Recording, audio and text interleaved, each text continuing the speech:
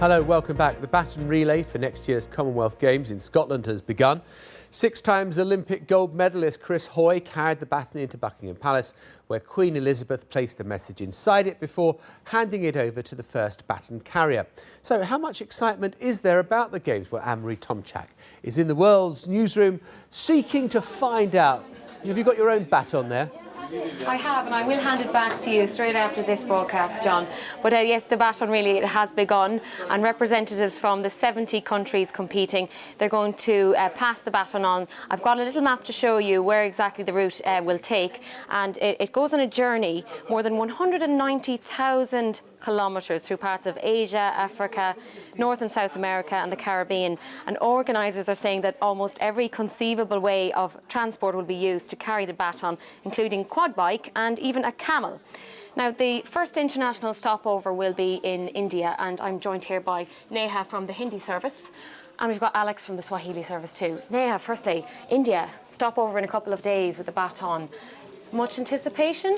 Well, you would have hoped and expected that perhaps, but not really. I was speaking with my colleagues in Delhi, and they were saying unless something drastically changes in the next 2 days, there is not much to look forward to as of now. Several reasons for this. First of all, it does coincide with the festive period where most people are actually quite geared up to Dussehra and Diwali, which are our big festivals. But also, quite importantly, because of the fact that Indian Olympic Association has been suspended by the International Olympic Council, which means that if India were to win on any of these Olympic international events, Indian flag won't, players won't be under the Indian flag, which has really demotivated people. And remember, last time Commonwealth Games happened in India, in Delhi, and it was completely marred by corruption and a lot of mismanagement.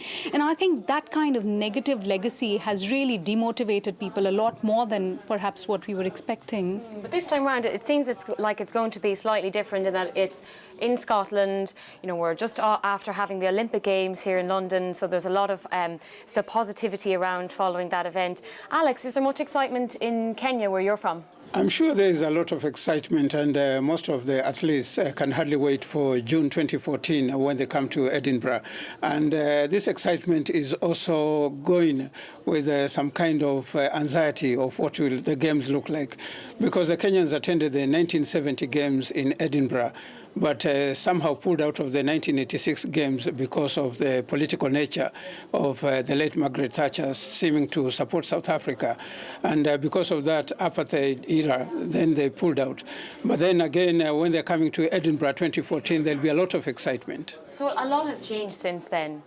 Politically, a lot has changed, and also in the political game, people have changed. And when it comes to the field again, people like Kipchoge Keino, who before were thought to be seen like people should not be participating in games where white people are participating. This time is games for everybody. Well, the Queen, she wrote a message and she put it inside the baton, and she will read this out once the baton eventually comes back to Scotland and the Games start next year.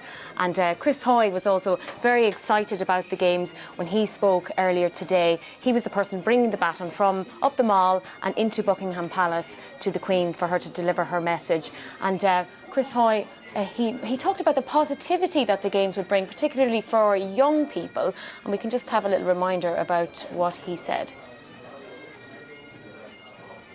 It's going to inspire a whole new generation, and not just in Scotland and Glasgow, but wider than that, with UNICEF's partnership, hopefully improving the lives of children all across the Commonwealth.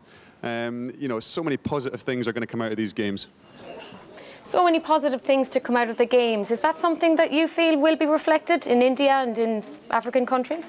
I think in India, first of all, at the moment, we are still struggling with getting over the kind of corruption issues that we had, and the question of bad management and everything that has gone on since when India hosted the Commonwealth Games. And big question will be, whether the suspended Indian Olympic Association, if things change on that front, first of all, that at least if an Indian athlete was to win, at least our national flag should be hoisted. I think those are the big concerns right now. And if those things get sorted, streamlined, then perhaps that excitement and that legacy might return for India. I'm happy to cover the Manchester Games, and Kenyans, Tanzanians were really excited about it. So I see them coming here in a very happy mood. Alex, Neha, thank you very much for being with us on World Newsroom today. That's it from us today. But John, I'm just going to hand the baton over to you now. Anne-Marie, thank you very much. I don't know whether there is a Tomchak tartan, but the tartan behind me here in the studio is the official tartan of the Commonwealth Games. So if you fancy getting a nice little kilt run up in that official tartan, that is what you're going to look like wearing it. Maybe I could wear a tartan kilt for Global, but there again, maybe not.